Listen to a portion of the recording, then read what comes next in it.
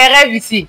Oui. Donc, ce que je voulais vous dire, c'est pour vous dire que même si vous êtes ici, je suis très contente parce que tout le monde a dit qu'il est heureux d'être là. Et c'est très bien. Dans la vie, il faut apprécier ce qu'on a au moment où l'on vit les choses. Est-ce que vous comprenez ce que je dis là? Voilà. Donc, vous appréciez ce que vous vivez en ce moment et vous êtes reconnaissant. Et j'apprécie. Est-ce que vous avez déjà entendu parler de Rocky Balboa? C'est un grand comédien. Il a fait un grand film. C'est quelqu'un, il est né avec une malformation au visage. Du coup, son visage était un peu déformé. Et ses camarades se moquaient de lui à l'école. Il n'a pas pu faire des études parce que ses amis se moquaient de lui. Finalement, il est devenu un adulte. Il ne travaillait pas. Et il dormait dans la rue. Il est devenu clochard. Vous savez ce qu'on appelle clochard, non? C'est comme les fous là. Sauf qu'il n'est pas fou. Mais il n'a pas de maison. Il dort dehors, il mange dehors, il fait tout dehors, il n'a pas de maison. Est-ce que quelqu'un comme ça là? On peut dire qu'il a réussi. Mais aujourd'hui, il est l'un des hommes les plus riches au monde. Il a beaucoup de millions. Vous savez comment ça s'est passé pour lui? Il a cru en lui. Depuis qu'il était enfant, il s'est dit c'est vrai, j'ai une malformation, les gens se moquent de moi, mais moi je vais devenir comédien. Je veux passer à la télé, je veux que les gens m'apprécient. Et il a maintenu son rêve. Il a continué à croire, même quand ça n'allait pas, même quand il était dans la rue, il a continué à croire que lui va devenir grand comédien. Comme ça, je vous demandais tout à l'heure, est-ce que vous avez des rêves? Vous dites que vous voulez devenir footballeur, c'est bien. Je vais devenir docteur, c'est bien. Je vais devenir grand chef de cuisine, c'est bien. Mais il faut continuer à croire en vos rêves. Restez à vous concentrer sur vos rêves.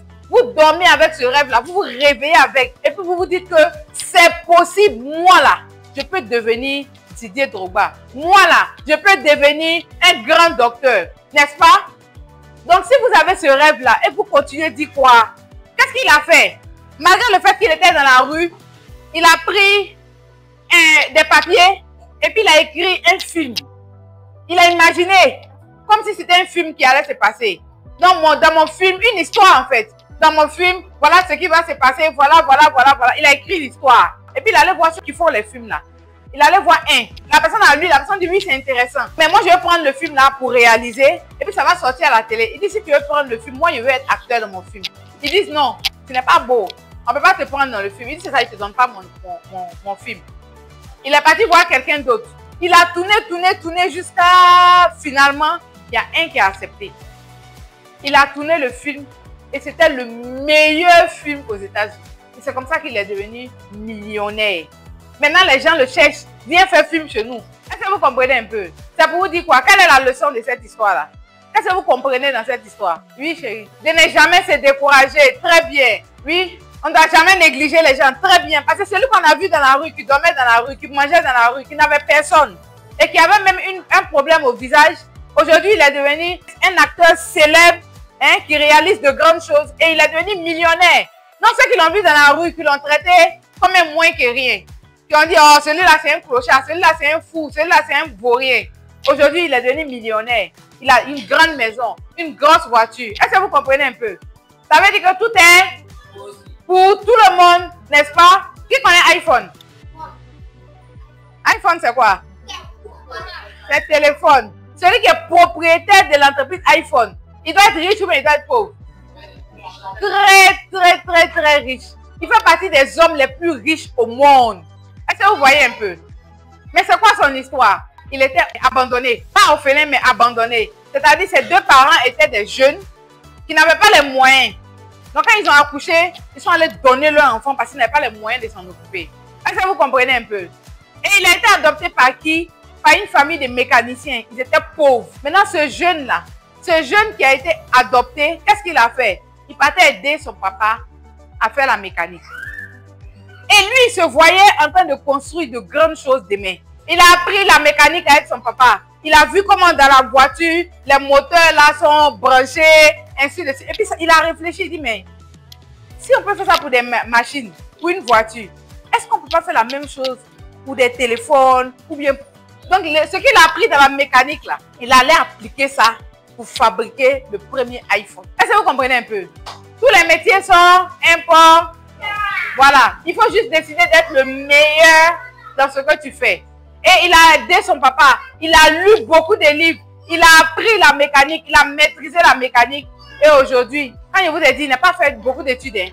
Quand il a eu le bac, il allait à l'université, il a fait 2 mois. Il dit c'est bon. Lui, il connaît beaucoup de choses déjà. Il allait dans le garage de son papa. Il n'avait même pas de bureau. Dans le garage de son papa, il a commencé à prendre les pièces. Il colle les pièces. En fonction de ce qu'il a lu, en fonction de ce qu'il a vu dans les voitures, il a commencé à coller. Dans l'amusement là, il a fait le premier iPhone. Et quand il a fait le premier iPhone, il a vu comment c'était très bien. Il allait montrer aux gens, on lui a donné de l'argent. Parce qu'on a vu que ce que tu as fait là, c'est valable. Donc on lui a donné de l'argent maintenant pour faire beaucoup d'iPhone. Et c'est comme ça qu'il est devenu multimillionnaire. Est-ce que c'est pas possible pour vous? C'est possible. Donc moi, je suis venue ce matin pour vous dire que tout est possible pour vous. N'est-ce pas? Tout ce que vous voulez réaliser, c'est possible. Il ne faut pas seulement dormir et puis rêver. Il faut rêver même en étant éveillé. Qu'est-ce que vous voulez être? À quand j'aurai 40 ans, voilà la maison que je veux. Voilà la voiture que je veux. Voilà le quartier où je veux habiter. Voilà le boulot que je veux faire. Maintenant, il ne faut pas seulement rêver. Il faut passer à l'action. Il faut travailler dur. Il faut être le meilleur. Comme j'ai dit, si tu dois être menuisier, il faut que tu sois le meilleur menuisier. Tu veux être maçon, il faut que tu sois le meilleur des maçons. Tu veux être mécanicien, il faut être le meilleur des mécaniciens. Mais pour vous dire aussi que vous pouvez faire de longues études, même si vous êtes orphelin. Même si vous êtes à l'orphelinat. Parce que vous avez la chance même de fréquenter des écoles privées. Alors qu'il y a des gens qui vivent avec leurs parents qui ne sont pas dans les écoles privées. Donc vous avez plus de chances. Donc vous devez vous donner les moyens d'aller jusqu'au bout. Puisque vous êtes encadré. Est-ce que vous savez qu'en dehors des orphelinats là, il y a des enfants comme vous qui dorment dehors, dans la rue. Vous n'avez jamais vu? Vous êtes en sécurité ici, vous ne savez pas. Est-ce que vous n'avez pas la chance? Vous avez la chance. Donc comme vous avez la chance, saisissez cette chance-là pour réaliser de grandes choses. On est d'accord? Ne vous laissez pas aller. Vous êtes orphelin, mais vous pouvez devenir les grands leaders de ce pays.